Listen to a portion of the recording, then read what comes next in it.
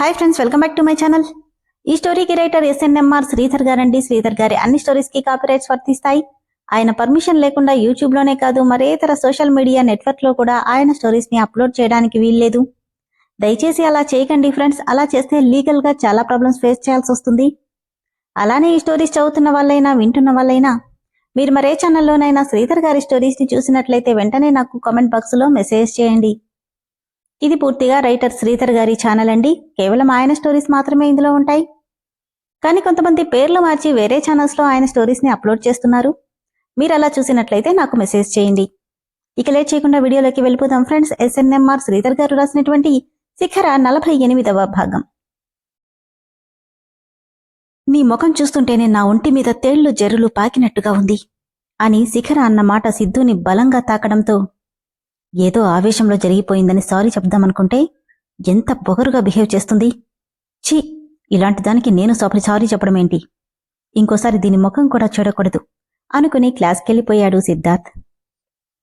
ఆ రోజు నుండి ఇద్దరు ఎప్పుడు ఎదురుపడినా తినేసేలా చూసుకుంటూ ముఖం తిప్పుకుని వెళ్లిపోతున్నారు తప్ప ఒకరికొకరు మాట్లాడుకోవడం అనేది జరగలేదు.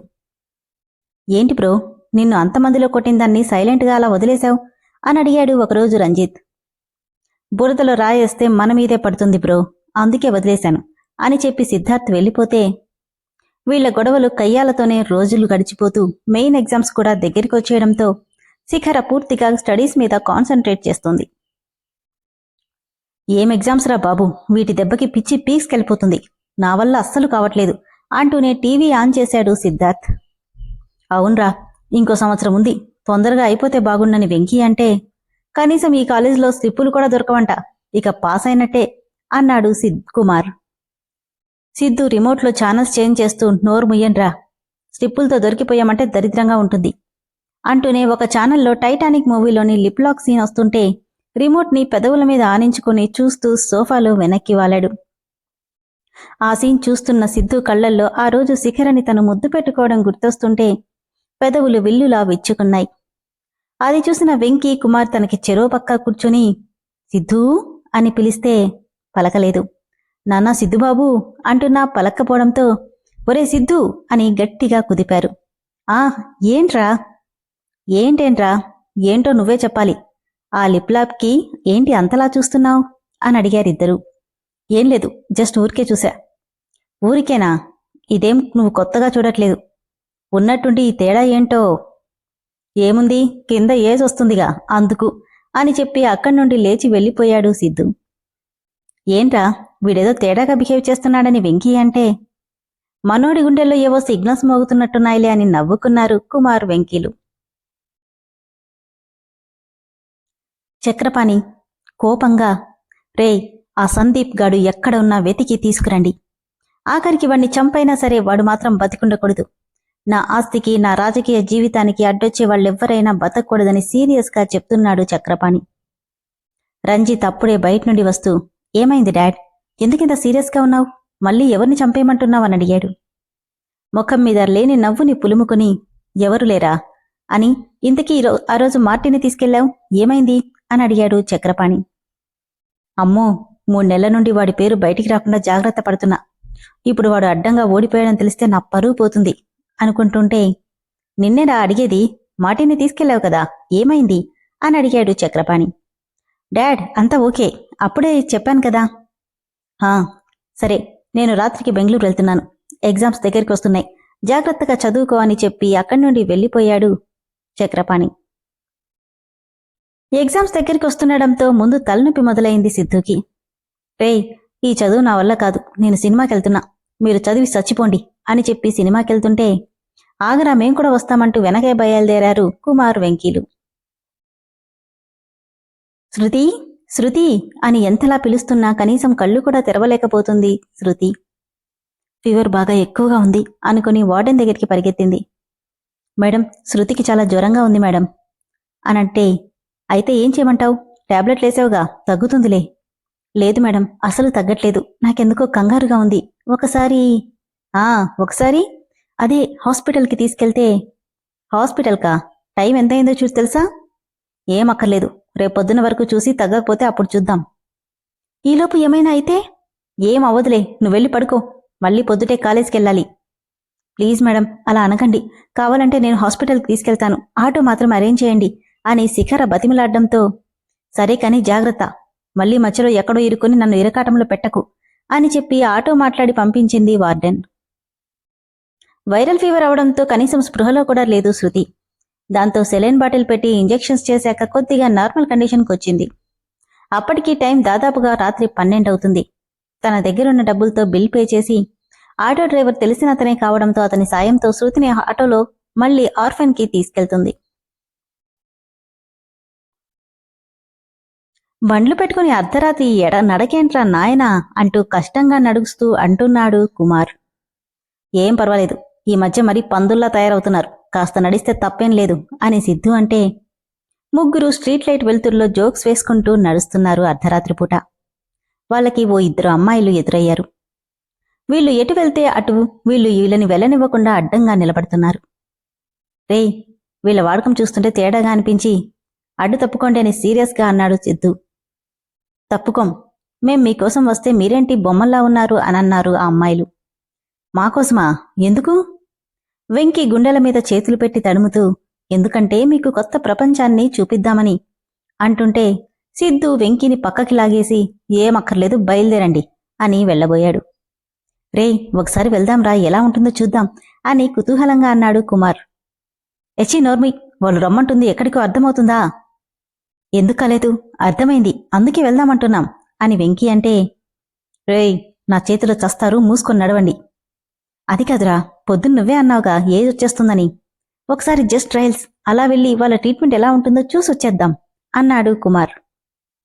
కొట్టానంటే ముఖం పగిలిపోద్ది, ఎదవ్వేషాలంటే చంపేస్తారు, మూసుకుని పదండి అని లాక్కెళ్తుంటే ఆ అమ్మాయిల్లో ఒక అమ్మాయి సార్ అంటూ పిలిచింది. కోపంగా ఏంటి అంటూ వెనక్కి తిరిగాడు సిద్ధార్థ్. ఏం లేదు సార్, మాకు డబ్బులు కావాలి. తమాషగా ఉందా? అర్ధరాత్రి మీరు డబ్బులు అడిగి మీరు చేసే పనేంటో నాకు తెలియదనుకున్నారా అన్నాడు. అది కాదండి, మీకు మాతో రావడం ఇష్టం లేదని అర్థమైంది, కానీ మాతో పాటు ఉండే అమ్మాయి ఆరోగ్యం బాగలేదు, అర్జెంటుగా డబ్బులు కావాలి, ప్లీజ్ సార్, మీరెక్కడికి రమ్మంటే అక్కడికి వస్తామని అడిగారు వాళ్ళిద్దరూ. ఒరేయ్, ఎక్కడికైనా వస్తారంటరా? నోర్మి అని, మీలాంటి వాళ్ళ నాటకాలు మాకు బాగా తెలుసు, ముందు బయలుదేరండి అని ఇద్దరిని లాక్కుని వెళ్లబోతుంటే అలా అనకండి సార్, మేం కావాలని ఈ వృత్తిలోకి రాలేదు, మా తలరాత బాలేక ఇలా వ్యభిచారం చేసుకుని బతుకుతున్నాం, కాను మేం చెప్పేది నిజం అంటున్న వాళ్ల మాటలు విని వెళ్లేవాడు కాస్త ఆగిపోయాడు సిద్ధు. వాళ్ల మాటల్లో నిజాయితీ, కళ్లల్లో కన్నీళ్లు చూస్తుంటే వాళ్ళు చెప్పేది నిజమనిపించింది. ఆ అమ్మాయి ఎక్కడుంది అని అడిగారు. ఇక్కడికి దగ్గరలోనే అండి, మీరు చెప్పేది నిజమైతే నేనే ట్రీట్మెంట్ కూడా చేయిస్తాను, కాదని తెలిసిందంటే ఆడవాళ్ళని కూడా చూడను, బాగా ఆలోచించుకోండి అని సీరియస్గా చెప్పాడు సిద్ధు. అలాగే సార్, రండి, మా ఇల్లు ఇక్కడికి దగ్గరలోనే ఉంది. సరే పదండి అంటూ వాళ్లతో పాటు నడుస్తుంటే రేయ్, మనకెందుకొచ్చిన తలనొప్పిరా ఇదంతా, ఇందాక వాళ్లతో మాట్లాడుతుంటేనే తిట్టావు కదా అన్నాడు కుమార్. వాళ్ల మాటల్లో నిజమనిపిస్తుందిరా, అయినా కాని ఇదంతా వద్దురా, ఎందుకొచ్చిన గోల, వెళ్దాం పదా అన్నాడు వెంకీ. ఏం కాదులే పదండి అని నడుస్తుంటే అదే ఏరియాలో శృతిని భుజం మీద పడుకోబెట్టుకుని ఆటోలో వస్తున్న శిఖర వీళ్ళని చూసింది. అన్నా, ఒక్క నిమిషం ఆటో ఆపు అనడంతో ఏమైంది శిఖరమ్మా అంటూనే ఆటో ఆపాడు డ్రైవర్. ఒక్క నిమిషం అన్నా అని వాళ్లని పరీక్షగా చూస్తే వాళ్ళెవరితో వెళ్తున్నారో ఎందుకు వెళ్తున్నారో అర్థమవగానే ఒళ్లంతా జుగుప్సగా అనిపించింది శిఖరకి. చిచి, వీళ్ళిలాంటి వాళ్ళా అనుకోగానే ఆ రోజు తనని బలవంతంగా ముద్దు పెట్టుకోవడం గుర్తొచ్చి శిఖరలో కసి పెరిగింది. అప్రయత్నంగా తన చేతిలో పెదవుల మీద ఉంచగానే తెలియకుండానే తన కళ్లల్లో కన్నీళ్లొచ్చేశాయి. టిట్ ఫర్ టాట్ గుర్తుపెట్టుకో అని ఆ రోజు తనన్న మాటలు గుర్తురాగానే కళ్లల్లో కసి పెరిగింది శిఖరకి. అమ్మా వెళ్దామా అని డ్రైవర్ అంటే ఒక్క నిమిషం అన్నా, కొంచెం పనుంది, అక్కడ వాళ్ళు కనిపిస్తున్నారు కదా, వాళ్ళు ఎటు వెళ్తే అటు, వాళ్ళకి తెలియకుండా ఫాలో చేస్తావా ప్లీజ్. కాని ఎందుకమ్మా? ప్లీజ్ అన్నా, వాళ్లతో నాకు చాలా పనుంది అనడంతో సరేనని చాలా నిదానం, ఎక్కడా డౌట్ రాకుండా డ్రైవ్ చేస్తున్నాడు వాళ్ళ వెనకే డ్రైవర్. ఇంకా ఎంతసేపు, అసలు మీరు చెప్తుంది నిజమేనా అని కోపంగా అడిగాడు కుమార్. ఇక్కడే సార్, వచ్చేశాం అని సన్నగా ఉన్న ఒక వీధిలో ఒక పెంకుటింట్లోకి తీసుకెళ్లారు ఆ ఇద్దరమ్మాయిలు. నా అనుమానం నిజమే అనమాట. ఒరే సిద్ధు, నీకు నీ ఫ్రెండ్స్ ఈ రోజుతో నేనేంటో చూపిస్తాను అనుకుని పోలీసులకి ఫోన్ చేసింది శిఖర. హలో సార్, ఇక్కడ ఏరియాలో ప్రాస్టిట్యూషన్ జరుగుతుంది. ఇంతకీ నువ్వెవరు అనగానే లైన్ కట్ చేసి సిమ్ తీసి పక్కన పడేసింది శిఖర. లోపలికెళ్లిన సిద్ధు వాళ్ళకి అక్కడ నిజంగానే ఒక 20 ఏళ్ల అమ్మాయి ఒంటి మీద స్పృహ లేకుండా చాప మీద పడుకోనుంది. ఫాస్ట్గా వెళ్లి ఆ అమ్మాయి ఒంటి మీద చేయేసి చూశాడు. సెగలా కాలిపోతుంది ఒళ్ళు. ఏంటి ఇంత జ్వరంగా ఉంది అని అడిగాడు. తెలీదు సార్, టాబ్లెట్లు వేస్తున్నాం, తగ్గట్లేదు. పెద్ద హాస్పిటల్కి తీసుకెళ్లాలంటే డబ్బులు లేవు, అందుకే కొంచెం సాయం చేయండి సార్ అన్నారు. సరే, నే వెళ్ళి ఏదైనా ఆటో తీసుకొస్తానంటూ వెళ్లబోతుంటే వెంకీ చెయ్యి పట్టుకుని ఆపేసి, రేయ్ మనకెందుకొచ్చిందిరా ఇదంతా? రేయ్ పాపంరా, అమ్మాయి కండిషన్ చాలా క్రిటికల్గా ఉన్నట్టుంది.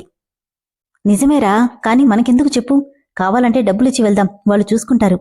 ఇలాంటి వాటికి దూరంగా ఉండడం మంచిది. ఎందుకు చెప్తున్నాము, మా మాట విను అన్నాడు కుమార్. సరేనని, చూడండి నేను మీకు డబ్బులిస్తాను అంటూ జేబులో చేయి పెట్టగానే, ఎక్కడికి రమ్మంటారు సార్ అన్నారు ఆ అమ్మాయిలు. నవ్వి, ఎక్కడికి అవసరం లేదు, ముందు అమ్మాయిని హాస్పిటల్లో జాయిన్ చేయండి అని ఎంతుందో కూడా చూసుకోకుండా డబ్బుని చేతిలో పెడుతుంటే అప్పుడే డబేల్మంటూ డోర్స్ ఓపెన్ అయి పోలీసులు లోపలికొచ్చారు. వీళ్ల చేతుల్లో డబ్బులు, 3 అమ్మాయిలు 3 అబ్బాయిలు ఉండడం చూసి వాళ్ళొచ్చినకొచ్చిన ఇన్ఫర్మేషన్ నిజమేనని కన్ఫర్మ్ చేసుకున్నారు. సడన్ గా పోలీసులు రావడంతో షాక్ అయ్యారు అందరూ. ఏం జరుగుతుంది ఇక్కడ అని గర్జిస్తే, సార్ అది ఈ అమ్మాయికి హెల్త్ బాలేకపోతే హెల్ప్ చేద్దామని అనబోయాడు సిద్ధు. పాపం సాయం చేయడానికి నీకు టైం అనేదే దొరకలేదు కదా? అయ్యో సార్, మేము అలాంటి వాళ్ళం కాదు, కానీ పాపం వీళ్ళు నిజంగానే సాయం చేద్దామని వచ్చారు, మా మాట నమ్మండి సార్ అన్నారు ఆ అమ్మాయిలు. తప్పకుండా నమ్ముతా, ముందు పోలీస్ స్టేషన్కి పదండి. పోలీస్ స్టేషనా? ఎందుకు సార్ అని వెంకీ అంటే, మీరు చేస్తానన్న సాయం నేనక్కడ చేస్తా అన్నాడు police officer. Excuse me sir, మేము అలాంటి వాళ్ళం కాదు, మేము స్టూడెంట్స్మి. అనుకోకుండా. అబ్బో, ఇంకా చదువు కూడా పూర్తి కాలేదు, అప్పుడే భోగం వేషాలు కావాల్సొచ్చాయా అన్నాడు. Hold your tongue mister SI, నోరుంది కదా అని ఇష్టం వచ్చినట్టు మాట్లాడకండి అంటే, ఏంట్రా నా మీదే నోరు లేస్తుంది, ముందు స్టేషన్కి పదండి, తర్వాత మీ సంగతి తేలుస్తాను అంటూ అందరికీ జీప్లో ఎక్కిస్తుంటే ఇదంతా దూరం నుండి చూస్తున్న శిఖర స్ట్రీట్ లైట్ లైటింగ్లో వాళ్లని పోలీసులు తీసుకెళ్లడం ఫోటోలు తీసి నవ్వుకుంది. అన్నా ఇంక పద అంటే ఆటో స్టార్ట్ చేసి, ఎందుకమ్మా నీకు ఈ గొడవలన్నీ అన్నాడు ఆటో డ్రైవర్. మరేం పర్వాలేదులే అన్నా, నేను చూసుకుంటానులే అని నవ్వేసింది శిఖర. కానిస్టేబుల్ మీడియాకి ఫోన్ చేయండి అనగానే 3 గుండెల్లో రైళ్లు పరిగెట్టాయి. పోలీస్ స్టేషన్ నుండి ఎలా బయటపడాలో అర్థం కాక ఆ ఎస్ఐని రిక్వెస్ట్ చేశారు.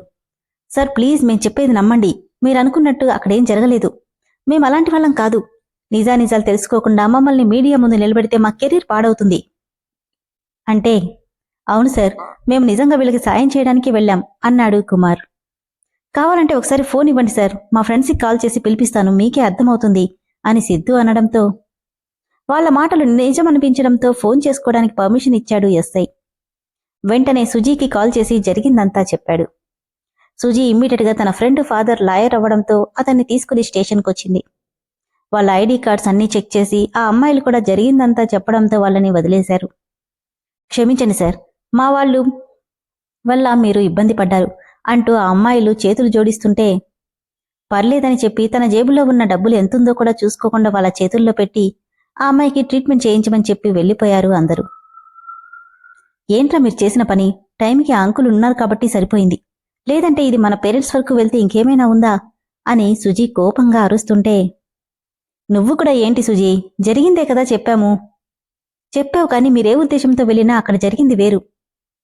అయినా సిద్ధు, అంత కరెక్ట్గా అక్కడికి పోలీసులు ఎలా వచ్చారు అని కుమార్ అంటే, అదే అర్థం కావట్లేదు అని ఎంత ఆలోచించినా ఇన్ఫర్మేషన్ ఎవరిచ్చారన్నది అర్థం కాలేదు.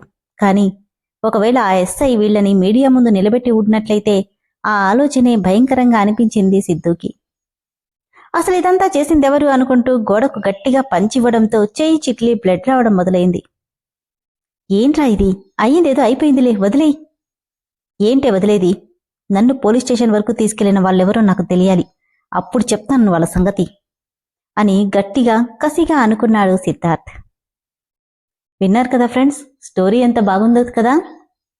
టిట్ ఫర్ టాట్ని గుర్తుపెట్టుకుని శిఖర వాళ్ళు మంచి చేయబోయినా అనవసరంగా పోలీసుల దగ్గర ఇరికించింది. మరి ఇది చేసింది శిఖరే అని తెలిస్తే సిద్ధార్థ్ అంత ఈజీగా వదిలేస్తాడా? చూద్దాం ఏం జరుగుతుందో.